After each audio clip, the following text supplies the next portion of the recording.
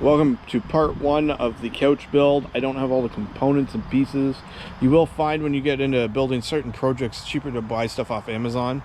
So that's what I've been doing for some of the hardware and bracketry. I've had a hell of a hard time getting lumber. So this is a modified version of what I was requested to build, because this is literally all we're gonna get. I got two sawhorses set up here so that I can put some wood together. I've got my saw stand set up here. Today's pretty basic tools. As you can tell, the trailer's still pretty much fully packed. We will be using some screw guns and some screws and some other things a little bit later on. For those of you that have never seen a DeWalt saw stand, or maybe have never tinkered with all of the features, this here is actually a cut stop. You can set that to depth. I've positioned the saw more to the right side here because I'm cutting 32-inch lengths. So I've got to cut 4 of these beams down altogether. So I figured I would set the saw up correctly the first time to make all my cuts identical and make my life a ton easier. So these will be the ends of the couch. We are simply cutting them to 32 inches, stacking them up and fastening them all together.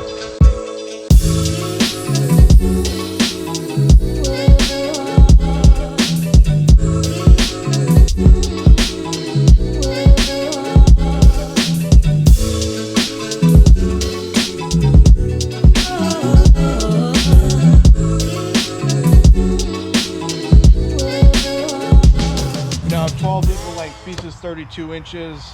Already run into my first problem. I've spent most of my life in manufacturing, custom manufacturing, and my dad raised me, there isn't a problem, you just got to find the solution. So this originally had called for 4x8s cut into 3 pieces, so you would have had 3 pieces versus 6, but I can't get that lumber. That lumber does not exist in Canada. Everywhere I called, I would have had to have it custom milled. It would have been hundreds and hundreds of dollars. So this was my solution, 4x4s. The problem with lumber is it doesn't measure accurately, as we all know. This is a 3.5 by 3.5, not a 4x4. So that means that over 6 sections versus 3, we now have a different height. We're at 21 and just over a quarter. And I was shooting for 23.5, which would have been here. So I think my solution is I have a fair bit of wood left. I may just cut a 3-foot post and tack it right on the bottom, because I don't see the point in seaming a piece here and adding another one. It'll be then too tall, and I don't see the point. I don't know, I just think the feet will probably look the most appropriate for this kind of rustic modern couch idea that we're going for. So that's done. It's time to sand every single one of these and then fasten them together.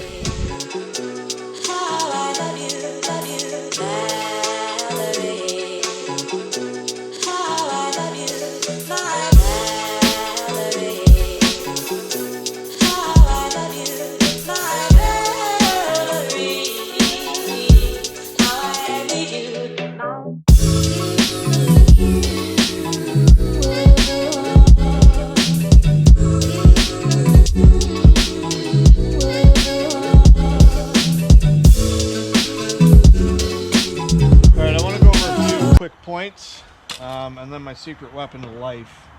So it's very important when you're working with wood, because wood is a real material, that as you go through every single piece and I sand them all, you're checking to see what all of the surface areas look like.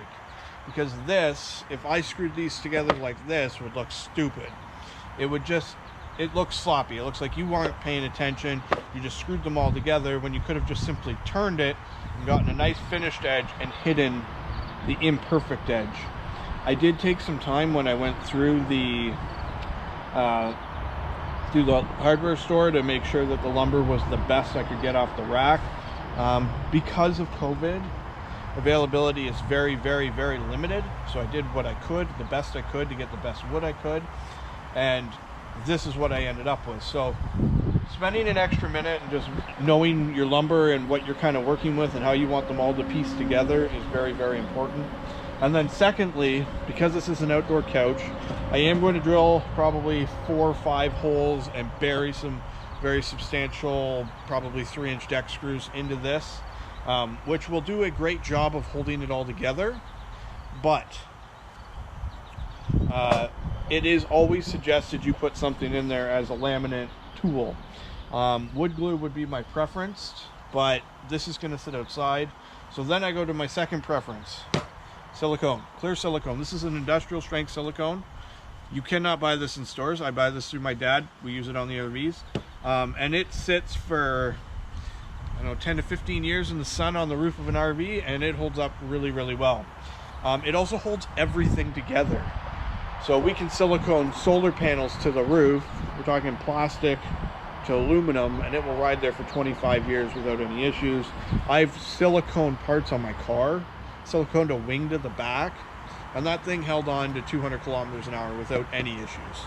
So I'm going to take and put a nice like oval of this, and once it's glued to, or screwed together, it'll all squish in there, and it will keep it very well adhered, even if the screws all broke later. So this is kind of like my go-to, and anybody that knows me, it's kind of become a running joke that if you have an issue, you just silicone it, because silicone is the solution to everything. Just a really good adhesive.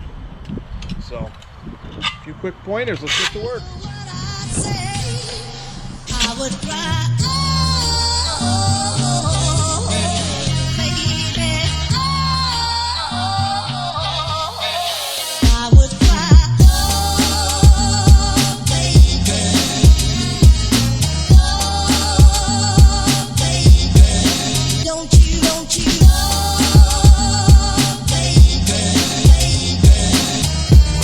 oh, baby, oh, baby, don't you, oh, baby, oh,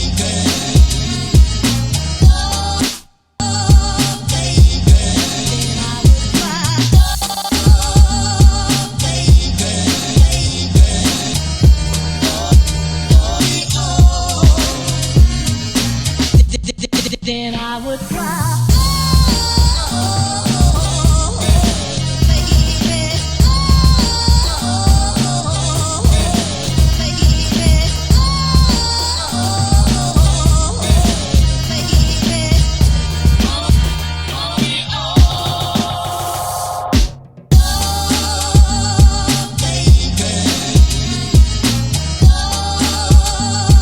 baby, don't you, oh,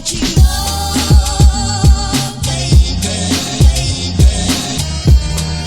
baby, oh, baby, don't you, oh,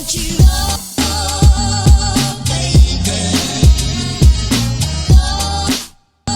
oh, baby, then I would cry, oh, baby,